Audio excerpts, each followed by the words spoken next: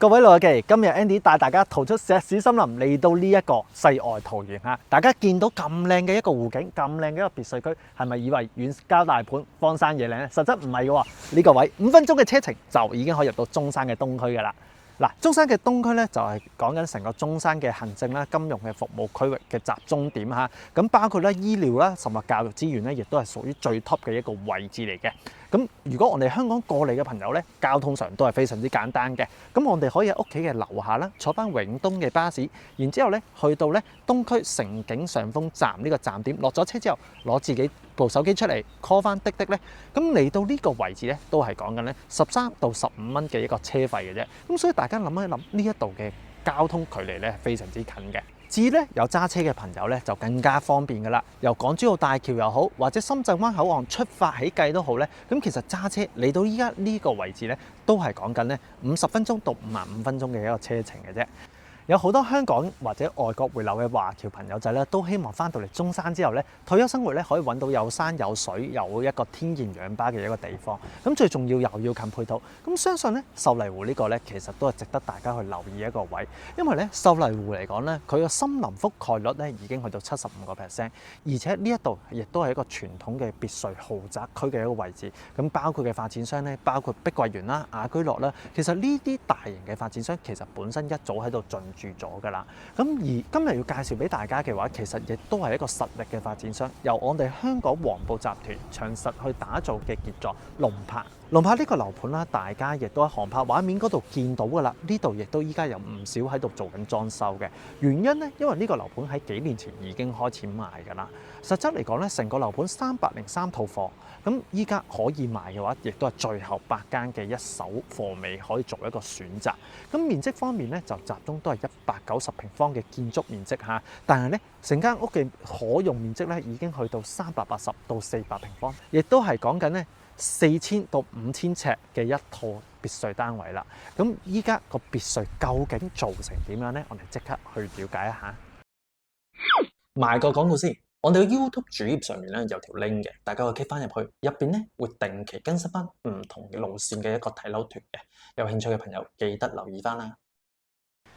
嗱，住別墅區咧，好多朋友咧其實咧成日都會問 Andy 一個問題，喂，究竟呢個屋苑嘅別墅區咧多唔多人入住啊？嚇，嗱，龍柏呢個屋苑咧講緊咧已經1/3嘅一個常住居民咧喺度居住緊㗎啦。咁而且咧陸陸續續做緊裝修嘅單位都好多㗎喎，好似我哋而家身後左右兩邊呢兩個單位啦。咁其實咧都係做緊裝修㗎啦，咁啊正準備搬入嚟住嚇。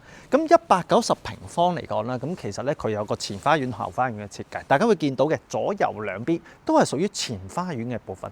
咁如果大家到時想保留呢啲花花草草，亦都可以嘅。咁發展商嗰度咧亦都會幫手去打理嘅。咁如果你話大家唔需要嘅話，想圍翻起身都得嘅。嗱，呢度5層嚟講咧，第一層咧咁其實就係一個招呼朋友嘅地方啦，食飯啊、客飯廳嘅位置喺度嘅。咁至於嗱呢個700尺嘅一層嚟講啦，咁其實佢嘅廚房唔算話特別大嘅，但係咧正常都夠用㗎嚇。咁而且佢呢邊嚟講咧，其實嘅贈送空間亦都多。咁轉頭同大家去睇翻睇電視嘅客廳嘅距離咧，咁已經有5米㗎啦。咁但係大家估唔估到咧？一個別墅嘅位置，第一層行出嚟，竟然會有個1樓嘅露台位。嗱，呢個露台位咧，咁大家其實會見到咧，個視線景觀其實都非常之開闊嘅。OK，咁而下邊嗰度咧，其實亦都係我哋自己本身呢間屋嘅後花園嘅位置。咁我哋入翻嚟睇翻啦。嗱，其實咧。佢發展商別墅嘅設計贈送面積比較多啦，190平方，其實實質嚟講計中間個3層，地庫呢一層咧，咁其實亦都唔計嘅。咁我哋轉頭同大家去睇緊毛坯，拍一拍個地庫係點俾大家睇下。咁另外啦，仲有2個空間係唔計嘅，咁大家會見到嘅呢邊我哋有個儲物空間啦。咁其實呢邊同樣都有個儲物空間、儲物室嘅，大家可以跟鏡頭咧過嚟望一望下嚇。呢2個空間亦都係唔計嘅面積嚟嘅。咁然之後，我哋再上翻2樓嘅位置睇一睇啦。上到嚟2樓呢個位置咧，發展商做咗一個偏廳位啦。實質我哋可以利用翻呢個偏廳位咧，做翻個書台又得啦，係啦，或者係做翻個 sofa 喺度會客都可以嚇。嗱，大家先跟翻鏡頭睇一睇呢間房先。大家睇唔睇得出呢間房究竟係主人房定係客房咧？嗱，實質咧佢係一個客房嚟嘅，咁而且係做咩咧？佢呢度有個衣帽間之餘，亦都係帶埋個套廁嘅。實質佢係一個4間房嘅設計啦，亦都係有5個廁所。實質嚟講，即係4間套房啊。而且大家可以睇埋呢個 view 喎。其實咧呢間房嚟講個 view 都幾正嘅。嗱，大家估唔估到咧？2樓嘅一個別墅位置咧，其實望出嚟佢嘅景觀其實有啲住獨立屋嘅感覺啊嚇。咁我哋再對翻嚟啦。嗱，佢咁樣嘅，佢咧第2層有2間房，咁第3層亦都係有2間房嘅。嗱，呢間咧就小朋友嘅房間，咁擺咗張1.5米嘅床㗎啦。咁呢間小朋友嘅房間咧，望嘅景觀嚟講咧，最主要咧其實都係以一個別墅景為主啦。咁而且佢同樣都係帶埋套房嘅。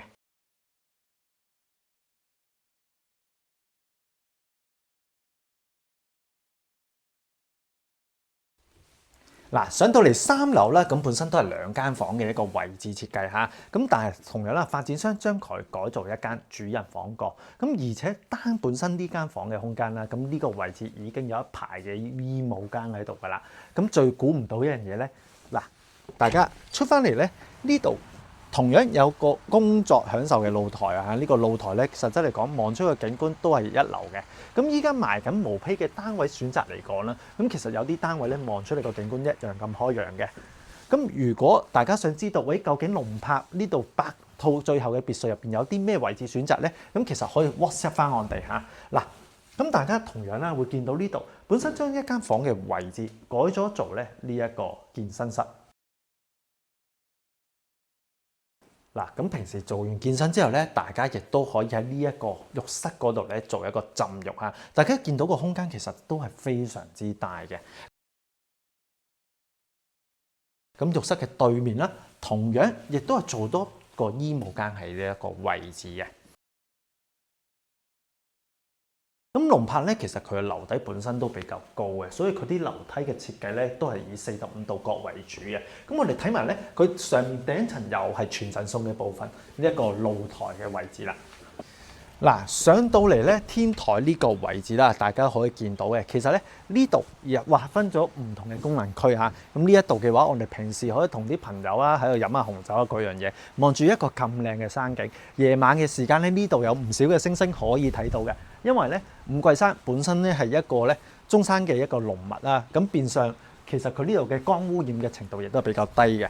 咁佢個露台嘅功能性劃分都幾正嘅喎。佢呢邊我哋亦都可以做翻一個晾衫嘅位置，一個天台分咗兩邊個位置去使用嘅話咧，其實咧個設計上都幾唔錯嘅。咁咧我哋同大家去睇埋咧佢個地庫究竟毛坯交樓係點樣？嗱，個地下室點解咁神秘？要擺到最後依家先同大家講咧。嗱，大家可以睇一睇我哋而家身處呢個位置，我哋咧就身處咗喺下沉式一個花園位置啦。咁實質交樓嚟講係點樣咧？大家可以跟鏡頭過嚟望一望對面呢個空間嚇。咁其實佢會有個百葉簾窗喺度啦。咁其實點解會係咁樣咧？因為當時其實間屋嘅報建上俾政府嘅話咧，其實喺依家呢個位置，即係 Andy 嘅髖關節位置呢個位置啦。咁其實實質係一個夾層嘅位，咁所以嘅話咧，夾層嘅位置就可以唔納入面積，所以成個空間都係贈送俾你嘅。咁到時收咗樓嘅話咧，其實就將呢個夾層位打咗佢，咁就可以企到 Andy 依家呢個身處個樓底就咁高啦。咁其實相對嚟講咧都幾有正嘅。咁而且打咗之後啦。咁其實咧，我哋可以再去翻呢個位置，大家會見到噶啦。呢度嘅話咧，其實會經過咧就係停車場嘅一個位置。咁我哋咧亦都可以咧睇翻嗱，呢度咧會有啲劃線嘅位置啊嚇。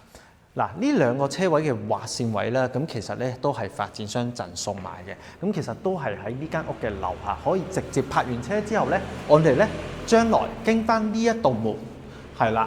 咁就上翻去啦，咁然之後咧呢道門嘅話咧，咁其實到時可以做翻條樓梯，就去翻頭先我哋一個夾層嗰個位置噶啦。各位老友記，睇完依家我哋嘅影片介紹啫，唔知大家咧覺得呢個別墅點啦？嗱，呢個別墅嘅總價咧，其實就400到500萬之間，揀翻唔同嘅位置咧，個價位亦都有個落差位喺度噶嚇。咁我哋亦都整理咗呢8套嘅資料，咁有興趣嘅朋友快啲 WhatsApp 同我哋攞翻啲電子樓書資料啦。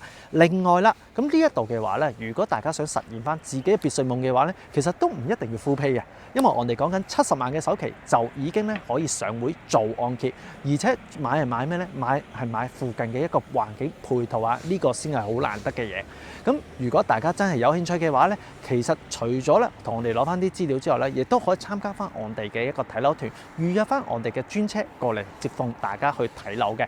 咁記得啦，睇到呢度嘅朋友撳翻個關注，撳翻個 like，share 俾你身邊有需要嘅朋友。咁記得啦，我哋下一期咧亦都會繼續介紹翻唔同嘅樓盤。咁未睇過嘅朋友咧，記得留意翻我哋嘅頻道啦。